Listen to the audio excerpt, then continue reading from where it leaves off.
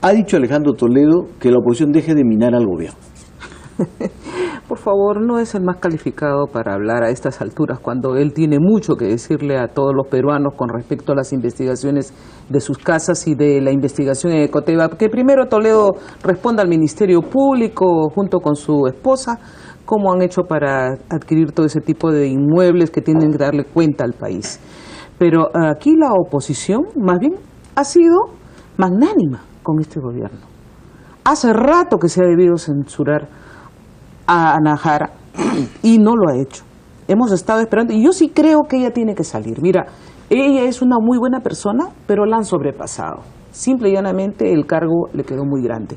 No ha podido tener... ¿Quién es el primer ministro? El primer ministro es el que puede ser el coordinador de todo el gabinete, el que lleva la voz y también es el fusible, ciertamente, pero es el que impone orden en el gabinete. Aquí todos los ministros han hecho lo que han querido, como si Ana Jara pues estuviera verdaderamente pintada en la pared. Y entonces sale Urresti y dice lo que quiere. Ana Jara le manda un mensaje diciéndole, mira, no digas esto, no le interesa. Cateriano es lo mismo, Figalo por su lado. Entonces el ministro de Economía avalando las palabras de Urresti. No, mira, aquí hay una serie de personajes que ya no pueden estar en el gabinete. Y si realmente Ollanta quiere que se le apoye desde el Congreso de la República en las áreas que son específicas para que el país marche, camine adelante, tiene que desprenderse de estos personajes que le hacen daño al gobierno, que le hacen daño al país y que están evitando casualmente que, mira, por eso digo, nosotros como oposición hemos sido magnánimos.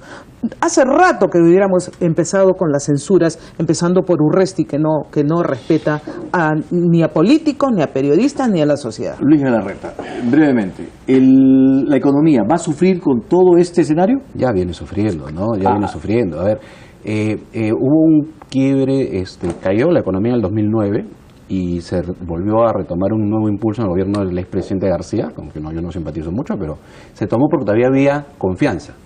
En esta caída que ha habido, no hay confianza en el gobierno, no hay confianza en las decisiones, acuérdate de Congabá, Conganova, Repsol, etcétera. Entonces, no repunta el gobierno solamente por acciones muy mal tomadas desde el Ejecutivo, con estos a cuentagotas mal llamados paquetes, sino porque la gente está esperando ya ver qué va a pasar después. O sea, el tema del mediano, pequeño o gran empresario ya está parado, está totalmente paralizado. Así que yo sí creo que lamentablemente este gobierno no solamente ha frenado el crecimiento económico más allá de la crisis, porque no han tenido actitud tampoco de enfrentar la crisis, sino ya tenemos problemas serios. Y yo retomo lo que ha dicho Javier, por ejemplo, renunciarlos. Mira, si el Ejecutivo no entiende, porque el país está primero y necesitamos ponernos a la altura, vuelvo a repetir, juntémonos las fuerzas de oposición, los líderes de oposición que se junten para que en el Congreso renunciar a algunos, si es que el Ejecutivo no cambia actitud, para en el Congreso decir, esta es la agenda mínima, estos 4 temas hasta julio del 2016 y sacarlos. A ver, si es que por lo menos los demás grupos, ya que el gobierno no cambia actitud, podemos tener esa capacidad de sentarse en la mesa algunos grupos y decir, sumamos casi 80 y tantos votos de oposición, porque cada vez el gobierno se queda solo. Pero la idea es sostener, tampoco es llevar al gobierno al abismo y tirarlo. O sea, eso es lo que no hay que hacer. Pero si el gobierno no entiende, sigue tercamente, Urresti ha pasado a Ana Jara por encima. O sea, el presidente de la República acepta a un ministro Urresti y acepta que pase a Ana Jara, y el presidente de la República ha aceptado que muchos subministros le rindan cuentas a la señora primera dama. O sea, entonces, nosotros tenemos que ver a qué nivel de responsabilidad podemos ayudar a que este tema no vaya peor, ¿no? Ahí radica el problema, o sea, muchos dan cuenta, no a Ana Jara, sino a Nadine. Entonces, en la práctica, Nadine ha sido la primera ministra, y eso le ha quitado liderazgo al propio Ollanta Humala. ¿Y la presidenta del Congreso? También rinde cuenta Nadine Heredia. No, digo, Nadine también ha hecho por supuesto, así es. Ha quedado horrible. ¿La presidenta del Congreso? Por supuesto, ha quedado horrible, ¿no? Se ha quedado fatal. O sea, ella representa al Parlamento, que es un poder del Estado totalmente ajeno. Ella ha debido hacer respetarse bastante. En varios temas ha quedado muy mal, claro. ¿Piensa lo mismo Javier Bedoya? ¿Ha quedado pintada a Ana María Solórzano? No. Creo que han habido momentos en que debiera haber defendido más los foros parlamentarios.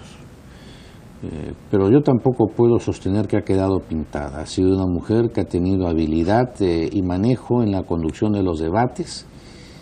No ha cumplido con alguno de los acuerdos adoptados. Haber puesto a discusión el pedido de permiso del viaje del presidente en una hoguera, eso, pues hasta el mismo Josué Gutiérrez ayer dijo que eso era total falta de pericia. Se lo pidieron, pues.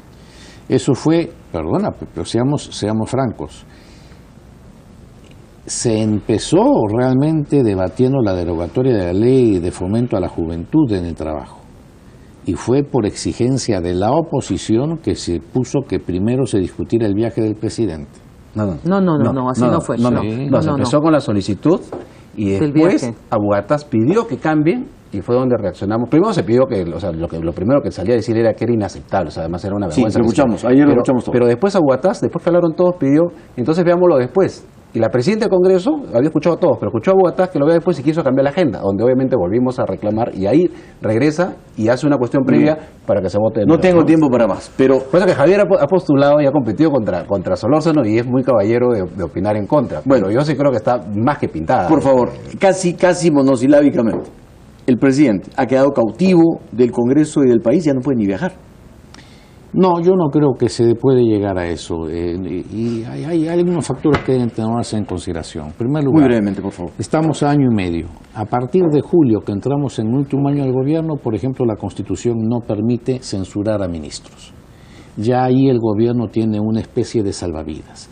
Por eso es que digo que este es el momento en que deben de sentarse las fuerzas políticas con el gobierno a concertar para poder seguir adelante y no simplemente ver cómo se llega a cuentagotas del año y medio. Lamentablemente todos los intentos de diálogo o han sido saludos a la bandera o el presidente los ha pasado por encima, pero desde las épocas de Lerner las cosas no han caminado, y menos en la época de Jiménez. Eso fue realmente un saludo a la bandera con mucha pompa y nada de resultados. Insisto, por eso la labor de los ministros, que son los que deben ser los primeros en decirle al presidente qué debe o qué no debe hacer. Ojalá no le digan a usted que está siendo inocente. Esperemos otra que vez está siendo inocente. Muchísimas gracias a Luis Galarreta, Luz Salgado y Javier Bedoya Vivanco por esta posibilidad que nos dan de conocer su análisis. Vamos a una pausa, regresamos para hablar sobre un tema preocupante. Puno, justicia por las propias manos.